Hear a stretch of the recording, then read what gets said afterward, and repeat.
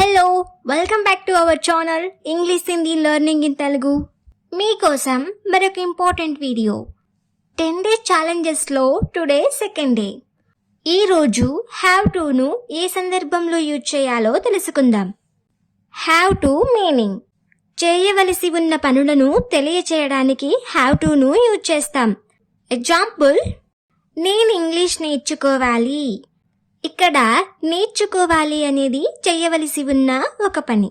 వెళ్ళాలి, రావాలి, తినాలి, వినాలి, పాడాలి, తెలుసుకోవాలి, నేర్చుకోవాలి, సెటిల్ అవ్వాలి. ఈ విధంగా చివరిలో లీ అనే శబ్దం వచ్చినప్పుడు హ్యావ్ టుని వాడాలి. నువ్వేదైనా పని చెయ్యాలి అనుకున్నప్పుడు నేను ఈ పని చెయ్యాలి అని తెలియజేయడానికి హ్యావ్ టుని వాడతాం. అయితే ఈ హ్యావ్ టుని సెంటెన్స్లోకి ఎలా మార్చుతాం? దానికోసం ఒక formula. Subject plus have to plus main verb plus other words. Main verb అంటే V1, V2, V3 ఫామ్లో ఫస్ట్ ఫామ్ని తీసుకోవాలి. వర్బ్ 1ని మెయిన్ వర్బ్ అంటారు. For example, learn, learned, learning. ఇందులో మెయిన్ వర్బ్ లెర్న్. నేను ఇంగ్లీష్ నేర్చుకోవాలి అనే సెంటెన్స్ని ఇంగ్లీష్లో ఎలా చెప్తామంటే I have to learn English. ఈ సెంటెన్స్ని ఫార్ములాలో ఈ విధంగా రాయొచ్చు. I plus have to plus learn plus English. I, we, you, they వచ్చినప్పుడు హ్యావ్ టుని వాడాలి. షీ, హీ, ఇట్ వచ్చినప్పుడు హ్యాష్ టుని వాడాలి. కొన్ని ఎగ్జాంపుల్స్ని ఇక్కడ చూద్దాం. నీవు మార్కెట్కి వెళ్ళాలి. ఏమైనా కూరగాయలు కొనడం కోసం మార్కెట్కి వెళ్ళాలనుకుంటాం కదా, అలాంటప్పుడు నీవు మార్కెట్కి వెళ్ళాలి లేదా మనం మార్కెట్కి వెళ్ళాలి అంటుంటాం కదా. ఆ సెంటెన్స్ని ఇంగ్లీష్లో చెప్పాలంటే హ్యావ్ టుని యూజ్ చేయాలి. ఎలాగంటే you have to go to market or we have to go to market. నీవు మార్కెట్కి వెళ్ళాలి లేదా మనం మార్కెట్కి వెళ్ళాలి. మనము మన పెద్దవాళ్లను గౌరవించాలి. ఈ సెంటెన్స్ని ఇంగ్లీష్లో హ్యావ్ టుని యూజ్ చేస్తూ చెప్తాం. We have to respect our elders. వారు ఈరోజు చాలా పని చెయ్యాలి. ఎక్కువగా పని ఉంటే ఇలా అంటుంటాం కదా, వారు ఈరోజు చాలా పని చెయ్యాలి అని. ఆ సెంటెన్స్ని ఇంగ్లీష్లో ఎలా చెప్పాలంటే they have to do a lot of work today. ఇప్పటి వరకు మనం యూజ్ చేసిన సెంటెన్స్లో ఐ, యు, దేని మాత్రమే యూజ్ చేసాం కాబట్టి హ్యావ్ టుని యూజ్ చేసాం. ఇక్కడ షీ, హీ, ఇట్ యూజ్ చేస్తాం కాబట్టి హ్యాష్ టుని యూజ్ చేయాలి. ఆమె ఇక్కడకు వెంటనే రావాలి. ఈ సెంటెన్స్ని ఇంగ్లీష్లో ఎలా చెప్తామంటే she has to come here soon or she has to come here immediately. అతను నీ నుండి చాలా నేర్చుకోవాలి. ఈ సెంటెన్స్ని ఇంగ్లీష్లో ఎలా చెప్తామంటే he has to learn more from you. ఇది మార్కెట్కి వెళ్ళాలి ఆర్ ఈ లారీ మార్కెట్కి వెళ్ళాలి. ఈ సెంటెన్స్ని ఇంగ్లీష్లో ఇలా చెప్పాలి.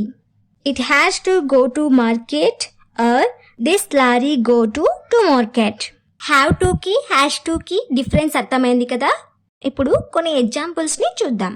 ముందు నీవు నిజం తెలుసుకోవాలి.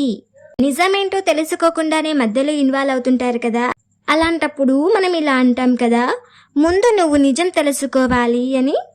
ఆ సెంటెన్స్ని ఇంగ్లీష్లో first you have to know the truth.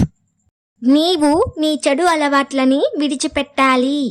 ఈ సెంటెన్స్ని ఇంగ్లీష్లో you have to give up all your bad habits. You have to give up all your bad habits.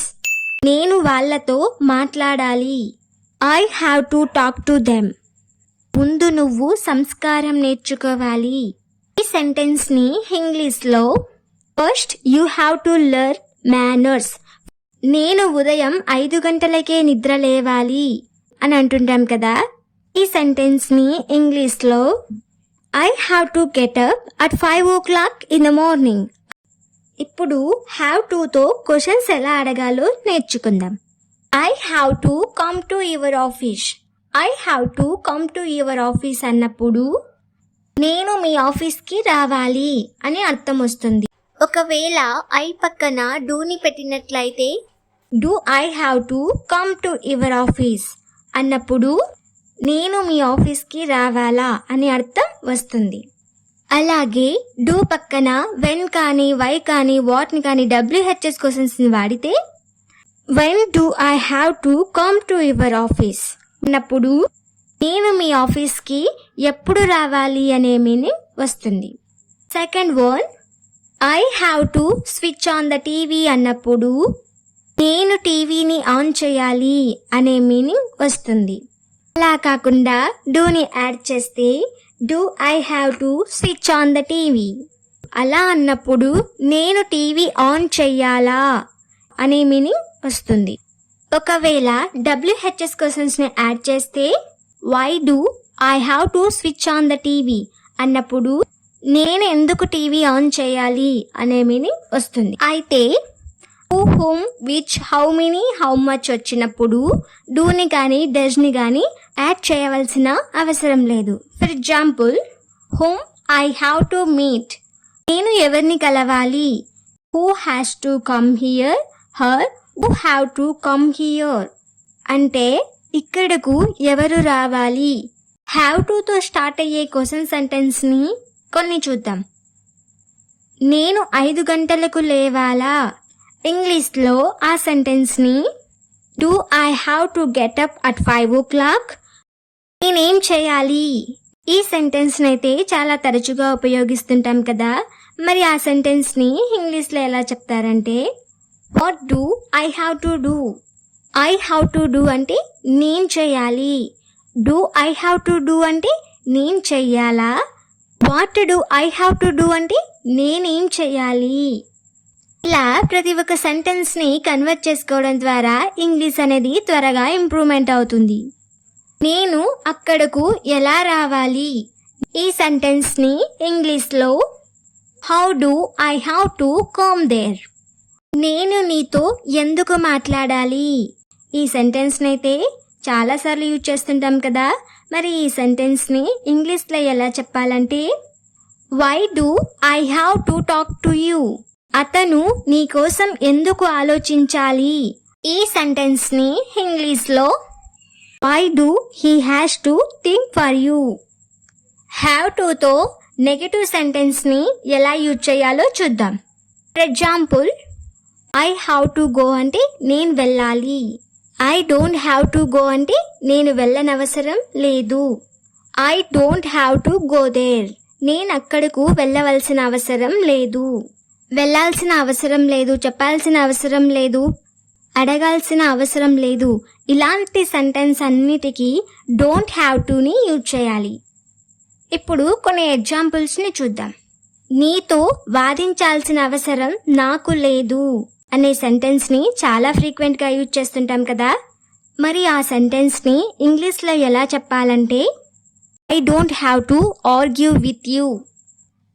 వాడు ఉద్యోగం చేయనవసరం లేదు. He doesn't have to do any job. ఆమెతో మాట్లాడాల్సిన అవసరం నాకు లేదు. ఈ సెంటెన్స్ని ఇంగ్లీష్లో I don't have to talk to her. వాళ్ళు ఈ విషయంలో జోక్యం చేసుకోవాల్సిన అవసరం లేదు. They don't have to interface in this matter. నీవు ఎక్కడికి వెళ్ళనవసరం లేదు. ఈ సెంటెన్స్ని ఇంగ్లీష్లో ఎలా చెప్తామంటే you don't have to go anywhere. Have టుని ఎలా యూజ్ చేయాలో అర్థమైంది కదా. Thanks for watching to end. Don't miss to subscribe.